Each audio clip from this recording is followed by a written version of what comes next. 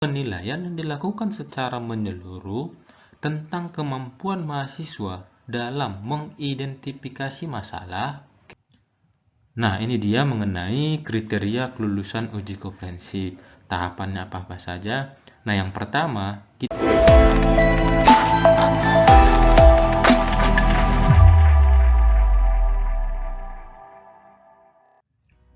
halo para sobat semuanya, apa kabar?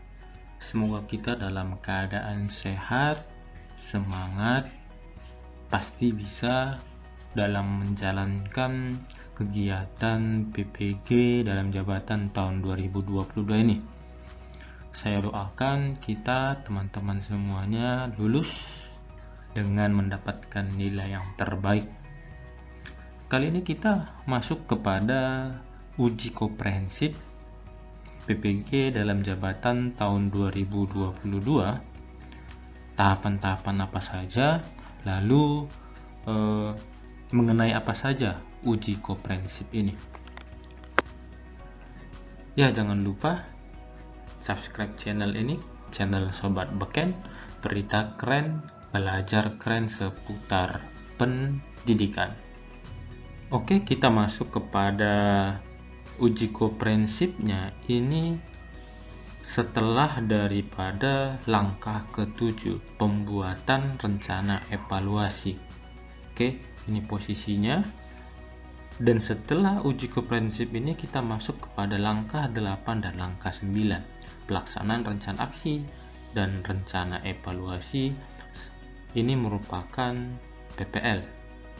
Oke, jadi penentuannya adalah kita harus lulus dulu ujian komprehensif, lalu kita masuk kepada langkah ke-8 ini. Nah, uji komprehensif itu merupakan penilaian yang dilakukan secara menyeluruh tentang kemampuan mahasiswa dalam mengidentifikasi masalah, mengidentifikasi masalah, penyebab, penentuan solusi terhadap masalah yang diidentifikasi, serta kemampuan mahasiswa dalam merancang rencana aksi dan rencana evaluasi. Selain itu, uji komprehensif juga dimaksudkan untuk mengetahui kemampuan literasi, numerasi, HOTS, dan TIPEK yang bersumber atau TPACK yang bersumber dari perangkat pembelajaran yang dihasilkan dari tahapan pembuatan rencana aksi dan rencana evaluasi. Dengan demikian, uji komprehensif itu merupakan proses mengukur kesiapan dan kecukupan kompetensi mahasiswa sebelum mengikuti PPL atau praktik pembelajaran inovatif. Oke, jadi di sini kita harus lulus dulu uji komprehensif ini, lalu kita bisa mengikuti yang namanya praktik pembelajaran inovatif. Nah, di dalam uji komprehensif ini materinya adalah 1. Identifikasi masalah, 2. Eksplorasi penyebab masalah, 3. Penentuan penyebab masalah, 4. Eksplorasi penentuan solusi, 5. Penentuan solusi, 6. Rencana aksi dan rencana evaluasi, 7. Materi yang mendukung HOTS, 8. Literasi, numerasi, dan yang terakhir pengintegrasian antara teknologi informasi dan komunikasi, materi bidang studi dan pedagogi atau TPACK yang keseluruhan mencakup dalam 2 set dokumen rencana aksi. Nah, ini semuanya sudah kita lalui atau teman-teman lalui pada LK-LK sebelumnya, termasuk membuat rencana aksi dan rencana evaluasi.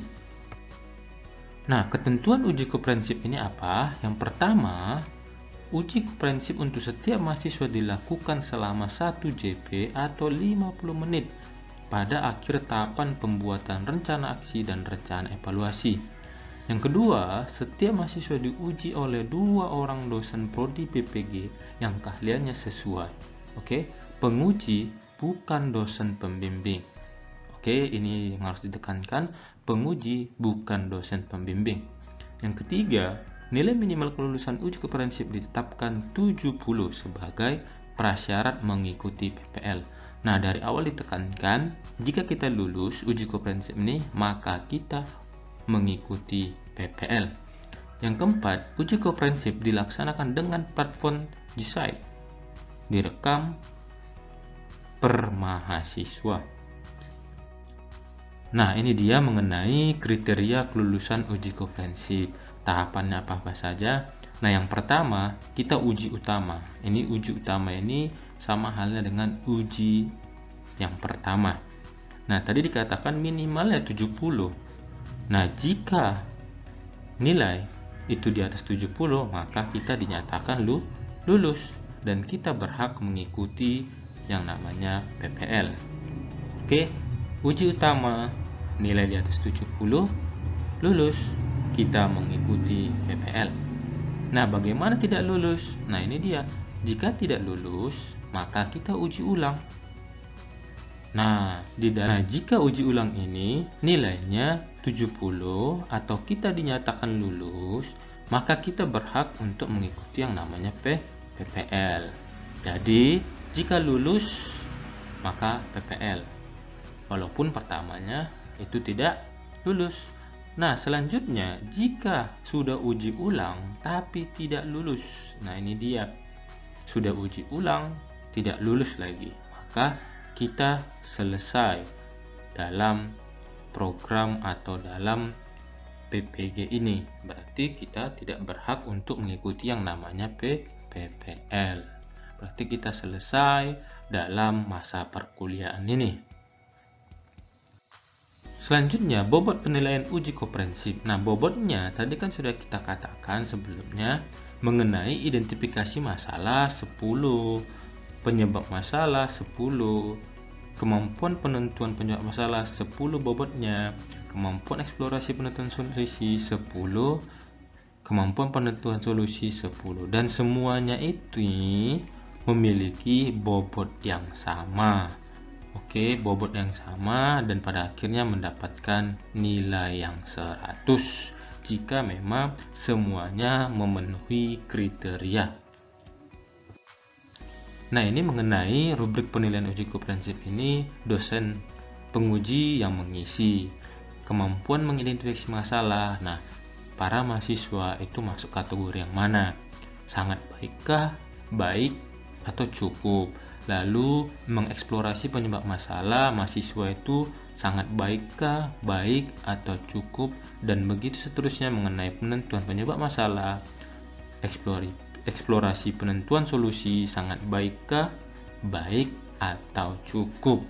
Dan terakhir mengenai penguasaan literasi, mahasiswa sangat baikkah menjelaskannya bagaimana, baik, cukup, dan yang terakhir mengintegrasikan TPACK dalam pembelajaran, sangat baik, baik, dan cukup. Nah, itulah mengenai uji komprehensif, tahapan-tahapannya apa saja, lalu nilainya bagaimana.